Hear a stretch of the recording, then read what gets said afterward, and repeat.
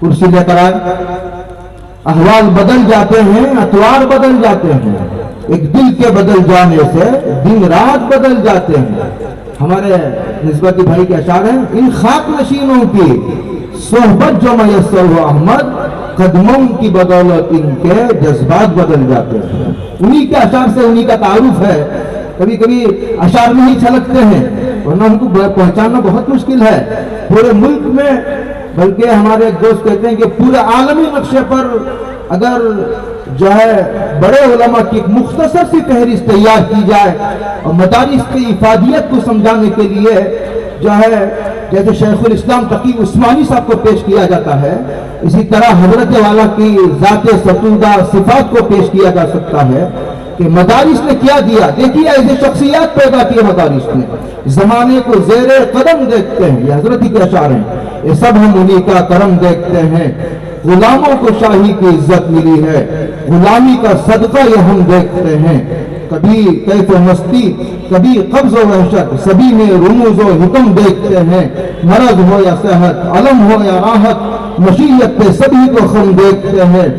مقام ولایت جنہیں مل گیا ہو، نہ خائف وہ ہوتے نہ غم دیکھتے ہیں، تیرے عشق کا غم جنہیں مل گیا ہو، دلوں میں وہ لطف حرم دیکھتے ہیں، تیرے نام کی لذتیں پا گئے جو، تجلی تیری دم بدم دیکھتے ہیں۔ شعیب ان سے ان کے سوا ہم کیا مانگے کہ ہر شے کو ہم کل عدم دیکھتے ہیں، کہ ہر شے کو ہم کل عدم دیکھتے ہیں۔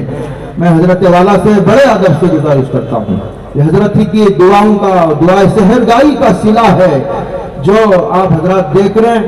تقریباً ہمیں آنے کے بعد، حضرت کی سرپرستی میں یہ مدرسہ آنے کے بعد تقریباً 135 حفاظ ماشاءاللہ ملک کے مختلف علاقوں میں، اضلاع میں جو ہے وہ خدمات انجام دے رہا ہے۔ حضرت والا کو میں بڑے ادب سے گزارش کروں گا کہ حضرت والا اپنی تقریر سے ہم سب کو محظوظ فرمائے، اپنی نصیحتوں سے، کیونکہ ملا جلا مجمع ہے، سب کے لیے پیغام ہے۔ الحمد لله نحمده ونستعينه ونستغفره ونؤمن به ونتوكل عليه ونعوذ بالله من شرور أنفسنا ومن سيئات أعمالنا، من يهده الله فلا مضل له ومن يضلل فلا هادي له، ونشهد أن لا إله إلا الله وحده لا شريك له، ونشهد أن سيدنا ومولانا محمدا عبده ورسوله صلى الله عليه وعلى آله وأصحابه وأزواجه وذرياته وسلم تسليما كثيرا كثيرا. أما بعد، فأعوذ بالله من الشيطان الرجيم. بسم الله الرحمن الرحيم. إنما يخشى الله من عباده العلماء. صدق اللہ العظیم. حضرات اکابر علماء کرام، طلباء اعظام، اساتذہ کرام اور مختلف علاقوں سے، شہر سے، بیرونی شہر سے اس جلسے کے لیے یہاں جمع ہونے والے حضرات گرامی قدر اور میری مائیں اور بہنیں، اس وقت بہت خوشی اور مسرت کا موقع ہے کہ ہم سب مدرسے کاشف العلوم کے جلسے دستار بندی میں حاضر ہیں اور علماء کا، اکابر کا ایک بہت بڑا مجمع الحمدللہ یہاں پر شریک ہے اور اپنے فیوز و برکات سے، اپنے انوار سے پورے بقعے کو منور اور معمور کیے ہوئے ہیں۔ جہاں پر اللہ کی بات، رسول کی بات ہوتی ہے، جہاں پر اللہ کے اولیاء جمع ہوتے ہیں، علماء کرام جمع ہوتے ہیں، حفاظ کرام جمع ہوتے ہیں، وہ جگہ بقعۂ نور بن جاتی ہے۔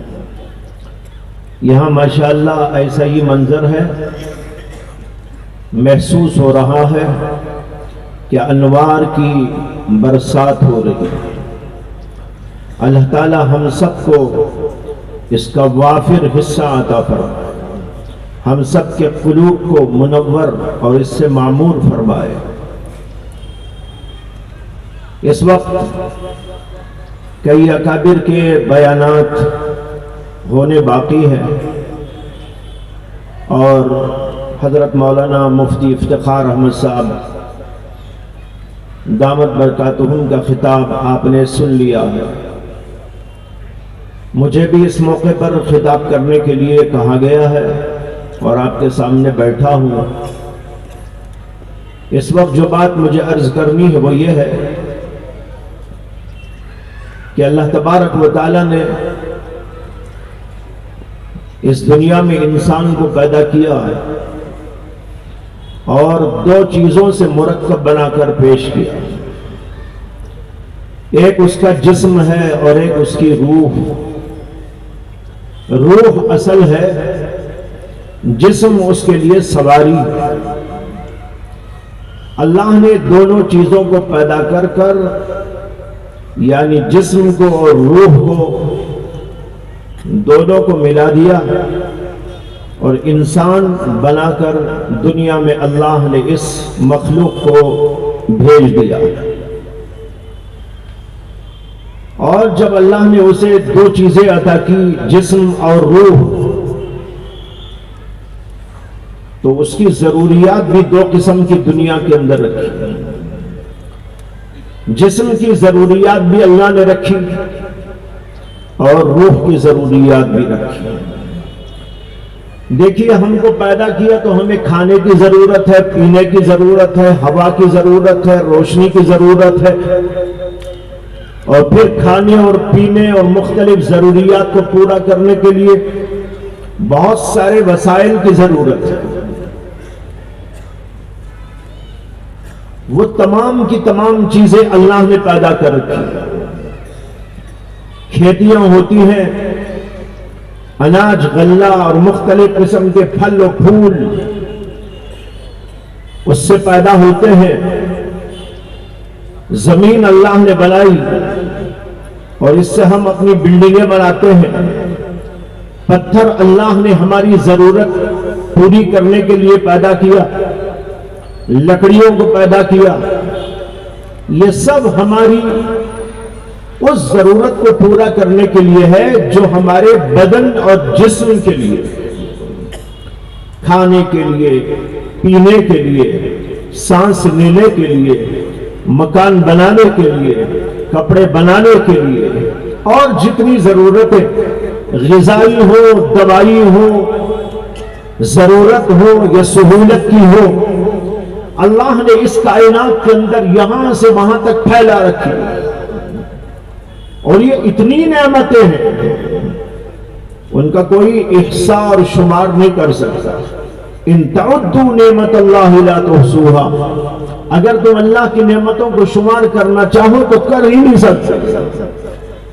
کھانے کیسے کیسے، پینے کی اشیاء کیسی کیسی، ہوا دیکھو کیسی لطیف، پانی دیکھو کیسا عجیب اور کیسا حلاوت آگی اور شیریں اور میٹھا، حلق میں اترنے والا، ہماری ضروریات کو پورا کرنے والا، ہمارے جسم پر کچھ لگ جائے تو اس کو صاف کرنے والا، کپڑوں کی صفائی، گھر کی صفائی، تمام چیزوں کی صفائی اسی پانی کے ذریعے اللہ نے ہم سے کرائی اور کراتا رہتا ہے۔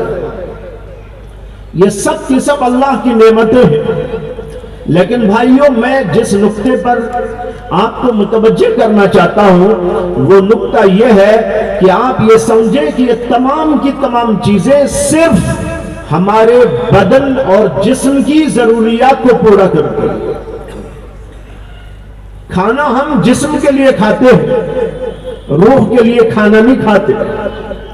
پانی ہم جو پیتے ہیں یہ ہم اپنے جسم کے لیے پانی پیتے ہیں، روح کے لیے پانی نہیں ہے، ضرورت بھی نہیں۔ اسی طرح کپڑا ہو، یہ سانس لینے کے لیے ہوا ہو، اور اوپر سے آ کر ہم کو روشنی دینے والا یہ سورج ہو اور اس کی شعاعیں ہوں اور اس کی گرمیاں ہوں، یہ صرف ہمارے جسم کے واسطے۔ اور جو چیزیں ہم بناتے ہیں،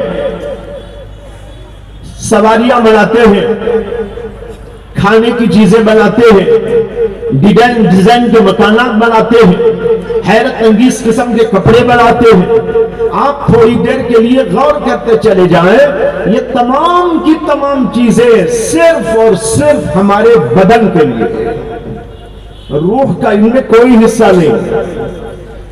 ہمارا کوئی کپڑا کتنا بھی بہترین سے بہترین ہو، وہ ہماری روح کے لیے سامان نہیں، ہماری کسی روحانی ضرورت کو پورا کرنے کے لیے نہیں۔ کھانا ہم کیسا بھی عجیب سے عجیب پکائیں اور کھائیں، کتنا بھی لذیذ ہو، وہ صرف جسم کے لیے ہے اور جسم سے پھر باہر بھی نکل جاتا ہے، لیکن بھائیو روح کا کوئی سامان اس کے اندر نہیں۔ آپ غور کرتے چلے جائیں، وقت زیادہ نہیں ہے کہ میں اس موضوع کو مزید پھیلاؤں۔ معلوم ہوا کہ سب کی سب چیزیں جو اللہ نے پیدا کی یہ ہماری جسمانی ضرورت کو پورا کرنے کے لیے۔ میں آپ سے ایک سوال کرنا چاہتا ہوں اس موقع پر، آپ فرمائیں، غور کریں کہ جس خدا نے ہمارے جسم کے واسطے اور ہماری جسمانی ضروریات کے واسطے اتنا بڑا کائنات کا نظام بنایا،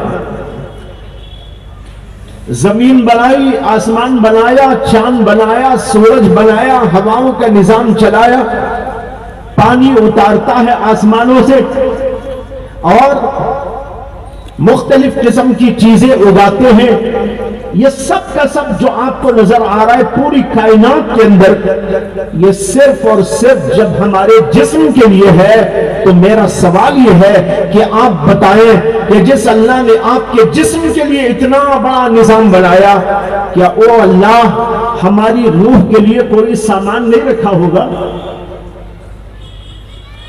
اس کو ایسے ہی چھوڑ دیا ہے، جیسے کہ آج پوری دنیا یہی کام کر رہی ہے۔ جو کچھ ان کا مطمع نظر، جو کچھ ان کے پیش نظر، جو کچھ ان کا منشا، جو کچھ ان کا مقصود اعظم، وہ صرف اور صرف جسم ہے، کپڑا ہے، کھانا ہے، مکان ہے، دکان ہے، چیزیں ہیں، اشیاء ہیں، انہی چیزوں پر سارا کا سارا ہم نے مدار رکھا ہوا ہے۔ ہم کبھی یہ نہیں سوچتے کہ جس اللہ نے میرے جسم کے لیے اتنی بڑی کائنات سجا دی ہے، اس اللہ نے میری روح کے لیے کیا سامان بنایا ہے، کیا چیزیں ہیں جو میں اپنی روح کو دے سکتا ہوں۔ اگر خود کو جواب معلوم نہ ہو تو ہم چلتے اور پوچھتے اور علماء سے دریافت کرتے۔ یہ آپ کی عقل میں اگر یہ آتا ہو کہ کسی بہت بڑے سائنسدان سے، سائنٹسٹ سے، کسی بہت بڑے ڈاکٹر سے یا کسی اور بہت بڑے پڑھے لکھے سے پوچھتے تو کم از کم اسی سے پوچھ لیتے کہ جناب عالی میرے جسم کے لیے یہ سب کچھ میں دیکھ رہا ہوں، میری روح کے لیے کیا ہے؟ میرے اندر تو روح موجود ہے نا، ایسا تو نہیں کہ ہم نہ جانتے ہو کہ روح نہیں ہے۔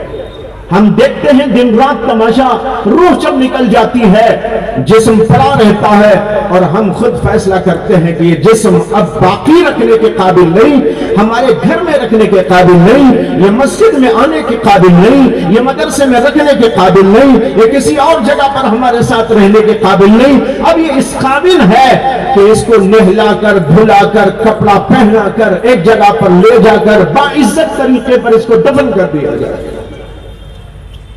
ہوتا ہے کہ نہیں ہوتا؟ یہ کیوں ہو رہا ہے؟ اس لیے ہو رہا ہے کہ روح نکل گئی۔ تو ہم جانتے ہیں کہ اس کے اندر ایک چیز تھی اور وہ روح ہے، اور روح نکل جاتی ہے تو جسم کام کا نہیں ہوتا۔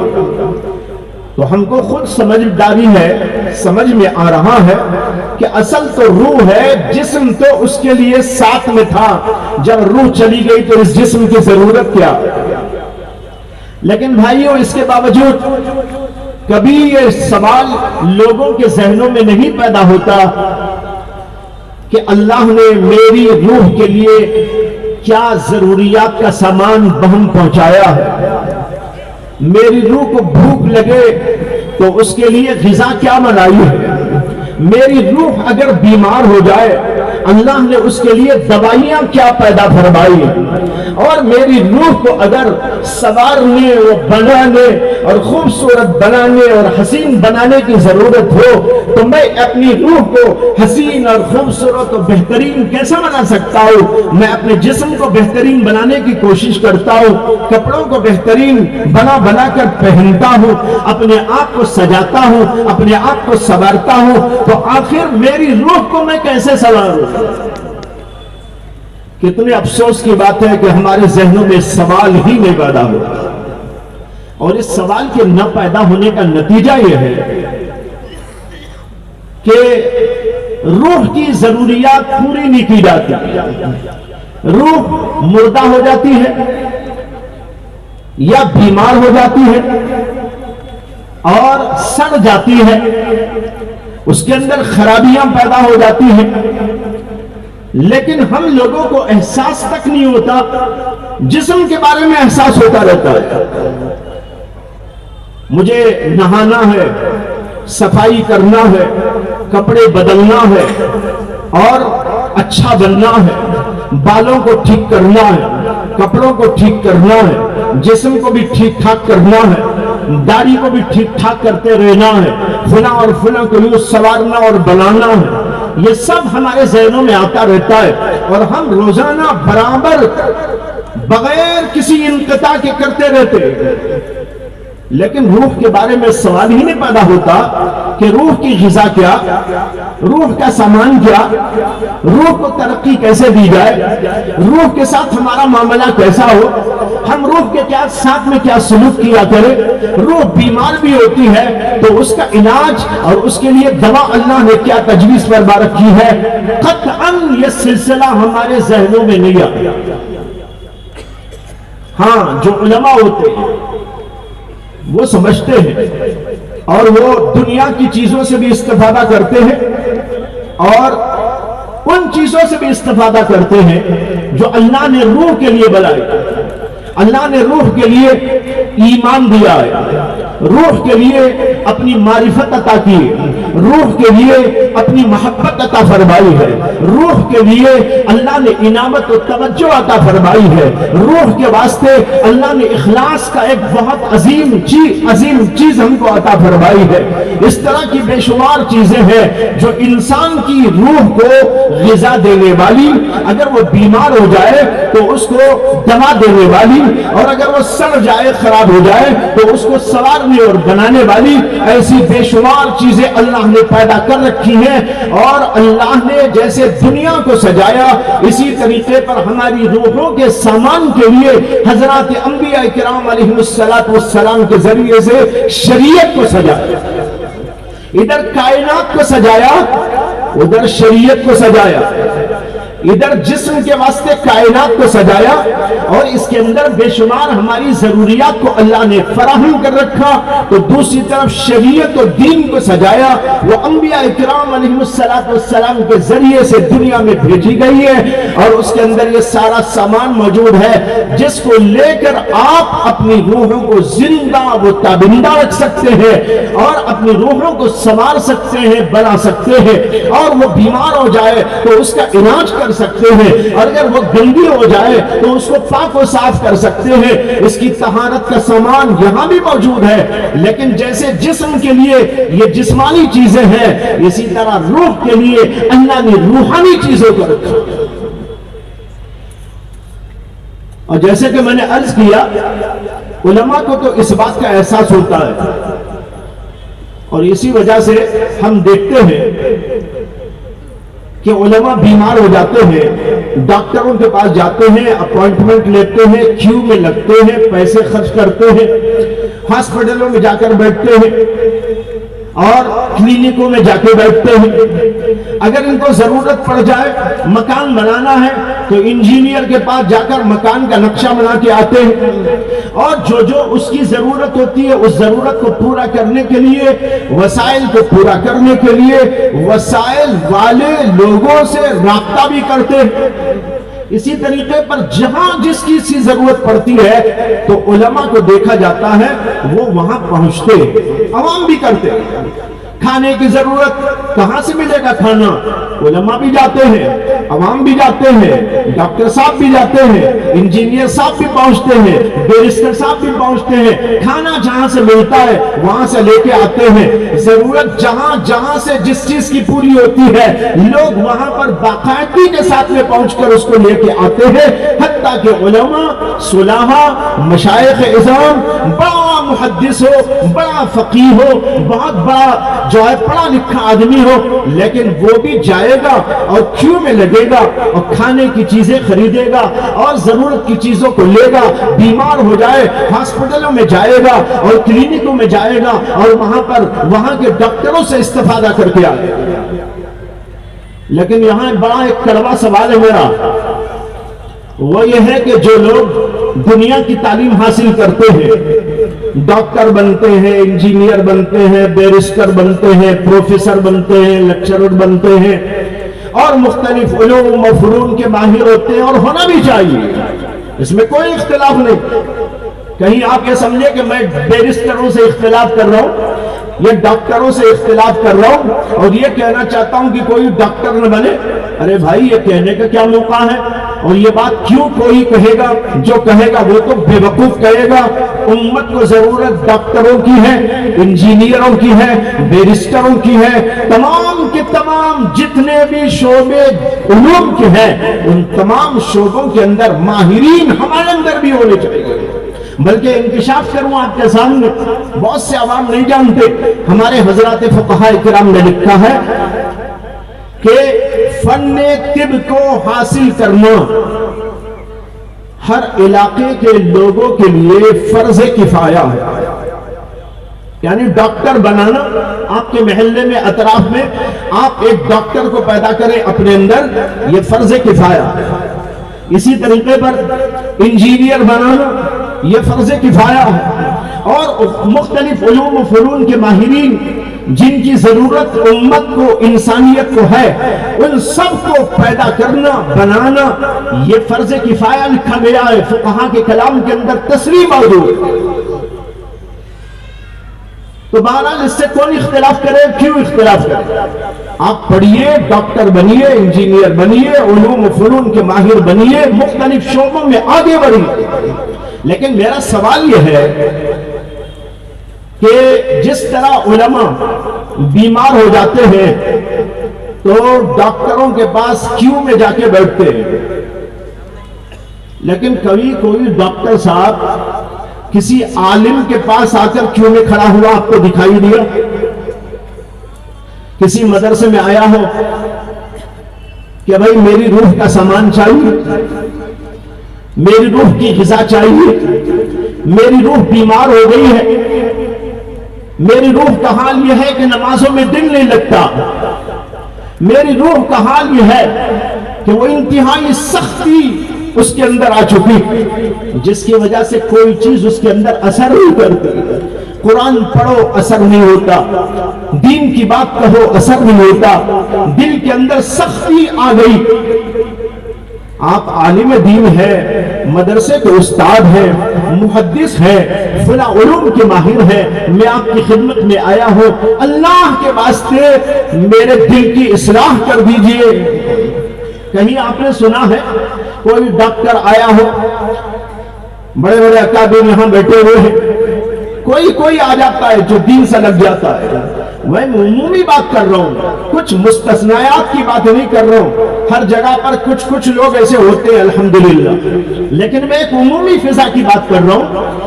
آپ جائیے کسی بھی ہاسپٹل میں، آپ کو وہاں جبے والے، قبے والے، امامے والے، مشائخ بھی ملیں گے، علماء بھی ملیں گے، محدثین بھی ملیں گے، فقہاء بھی ملیں گے، بڑے بڑے علوم فنون کے ماہرین ملیں گے، کیوں میں لگتے ہوئے آپ کو ملیں گے۔ ڈاکٹر صاحب سے مل رہے ہیں اور ان کو ضرورت پڑ جائے کسی اور علم و فن کے ماہر سے ملنے کی تو اس سے جا کے ملتے ہیں اور اس سے استفادہ کرتے ہیں۔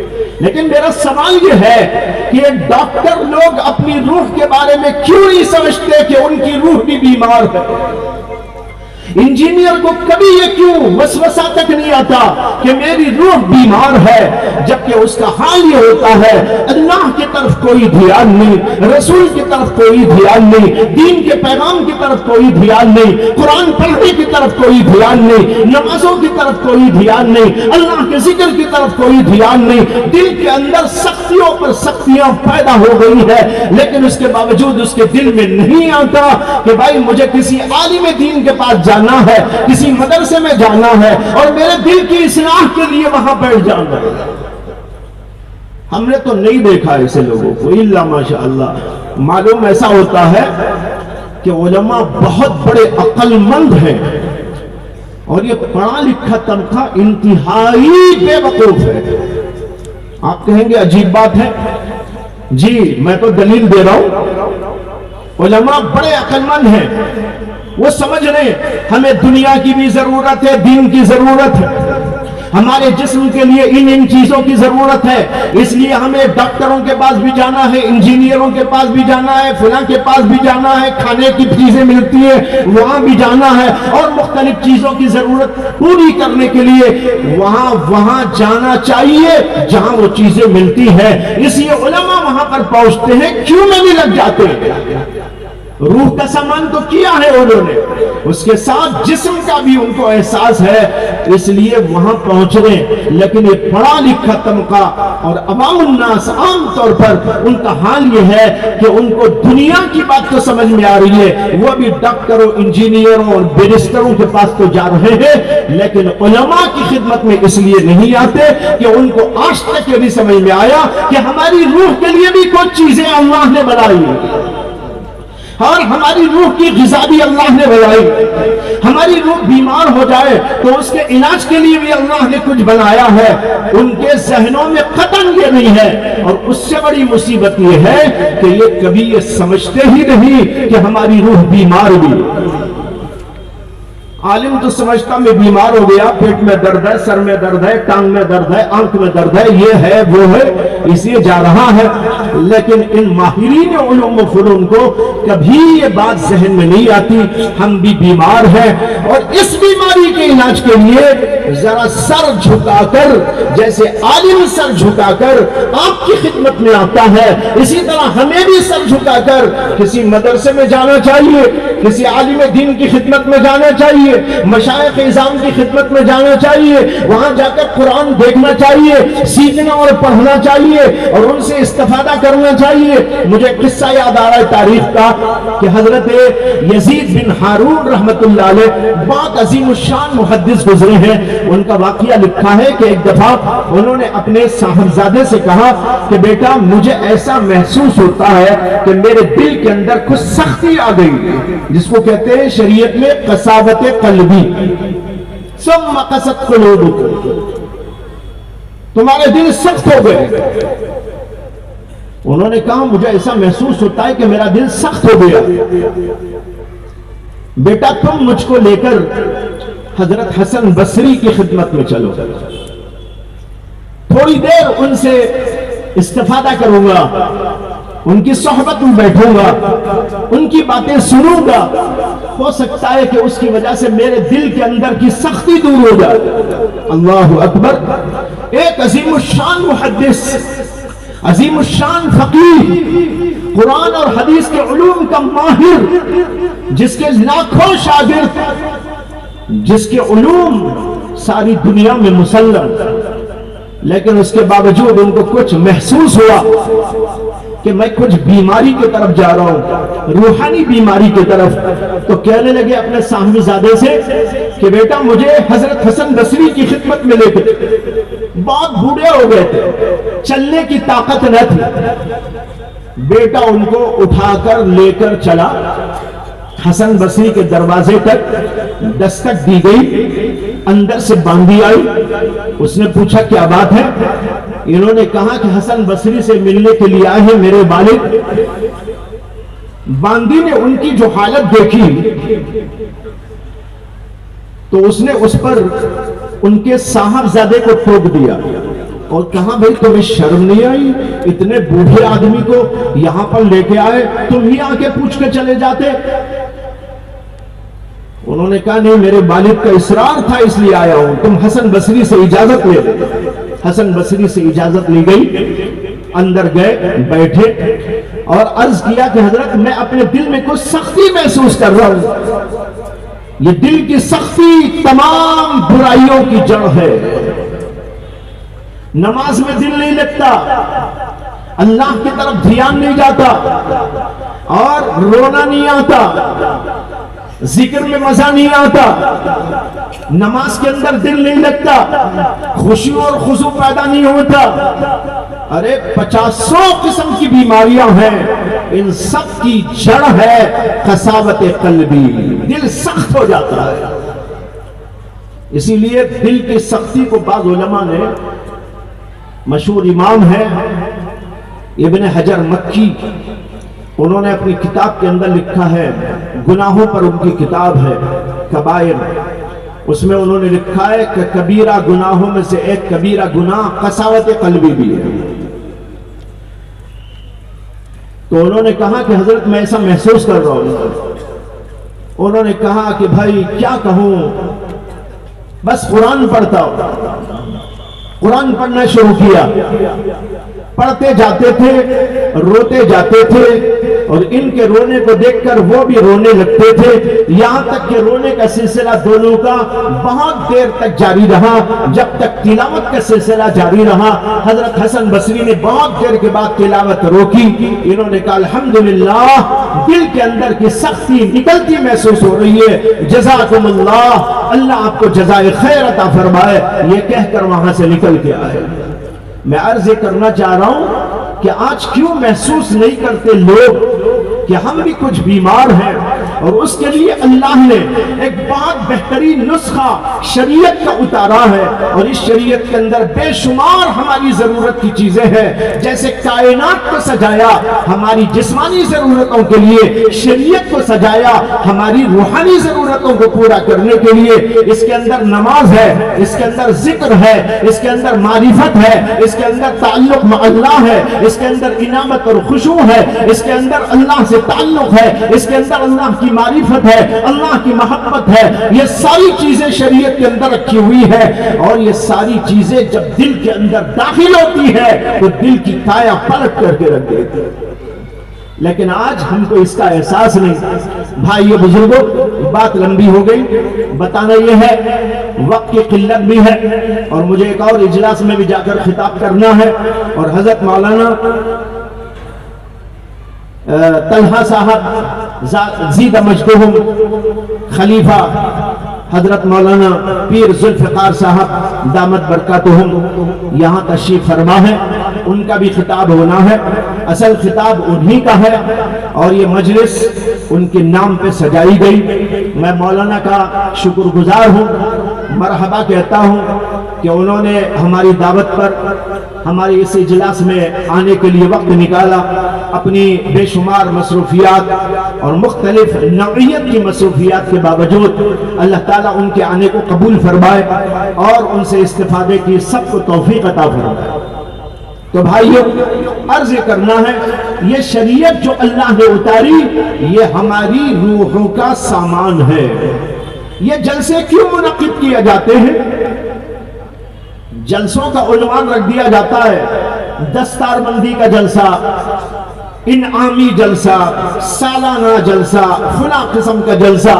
میں تو سمجھتا ہوں کہ علماء یہ عنوانات جو رکھتے ہیں یہ تو محض عنوان ہوتا ہے، اور اصل اس کے پیچھے جو مقصد ہوتا ہے وہ یہی مقصد ہوتا ہے کہ اکابر علماء کی زبان سے آپ تک دین کا وہ پیغام پہنچایا جائے، شریعت کا پیغام پہنچایا جائے، جس کے اندر ہماری روحوں کے لیے سامان موجود ہے، روحوں کی غذا ہے، روحوں کی ضرورت کی چیزیں ہیں، اور ہماری روحوں کی سہولت کی چیزیں ہیں، اور ہماری روحوں کو سنوارنے والی چیزوں کی اس کے اندر چیزیں موجود ہیں۔ اس شریعت کی طرف متوجہ کرنے کے لیے، اور سارے کے سارے بیمار ہونے کے باوجود روحانی بیمار ہونے کے باوجود جو اپنے آپ کو بیمار نہیں سمجھتے اور کبھی کسی عالم کے پاس کسی مدرسے میں آ کر کسی عالم دین کے پاس بیٹھ کر کسی شیخ وقت کے پاس بیٹھ کر اس کی خانقاہ میں جا کر اپنے دلوں کی اصلاح کا سامان نہیں پیدا کرتے،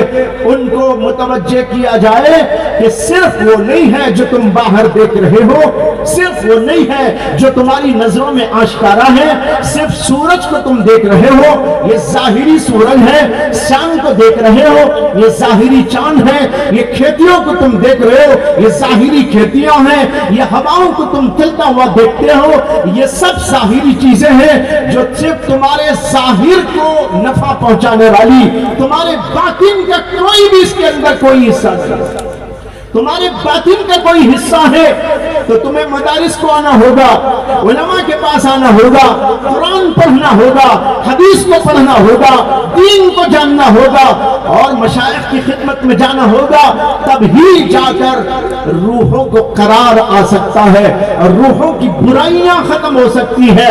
بالفاظ دیگر میں یوں بھی کہوں تو غلط نہیں کہ ہماری مردہ روحیں زندہ ہو سکتی ہیں۔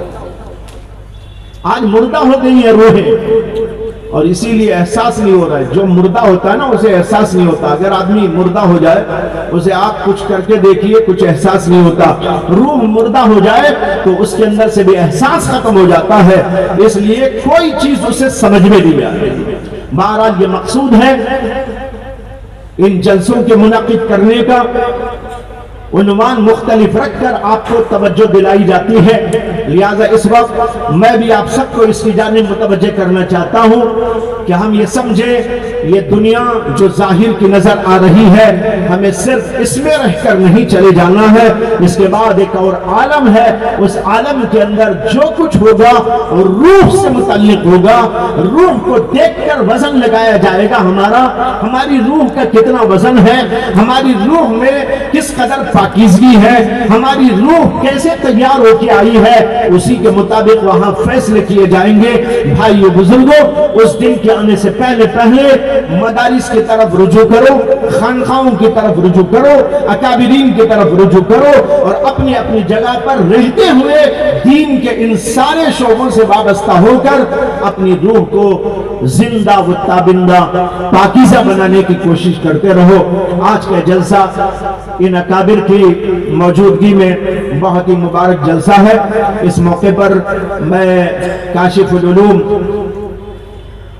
کے ذمہ داروں کو، ماشاءاللہ یہ مدرسہ غالباً 50 سال ہو گئے ہوں گے، 50 سال اس کے اوپر بیت چکے ہیں۔ حضرت مولانا مفتی افتخار صاحب دامت برکاتہم نے اپنے بیان کے درمیان میں یہ بات عرض کی تھی کہ یہ حقیر بھی یہاں پر رہا ہے، بے شک یہ بات بالکل ٹھیک ہے، صحیح ہے۔ یہاں پر جو ہمارے اب صدر صاحب شرف الدین صاحب صدر ہیں، وہ اس وقت یہاں کے صدر تھے، اب بھی صدر ہی ہیں ماشاءاللہ، اور اس وقت بھی جوان تھے، اب بھی جوان۔ یہاں جب میں چڑھا تو وہ ملے، مجھے 2-4 دن پہلے کسی نے بتایا تھا بہت ضعیف ہو گئے ہیں، کمزور ہو گئے ہیں، ایسے ہو گئے ہیں، ویسے ہو گئے ہیں۔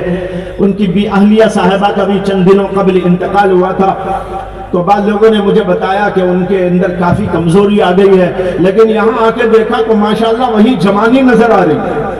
میں نے ان کو دیکھ کر کہا کہ آپ کو دیکھ کر میرے اندر مجھے جوانی کا احساس ہو رہا ہے۔ بہرحال وہ اس وقت صدر ہوتے تھے یہاں پر، اور حضرت مولانا پی ایم زکریا صاحب رحمت اللہ علیہ، جن کو یہاں بچہ بچہ جانتا ہے، وہ اس وقت یہاں محتمم تھے، وہ محتمم تھے۔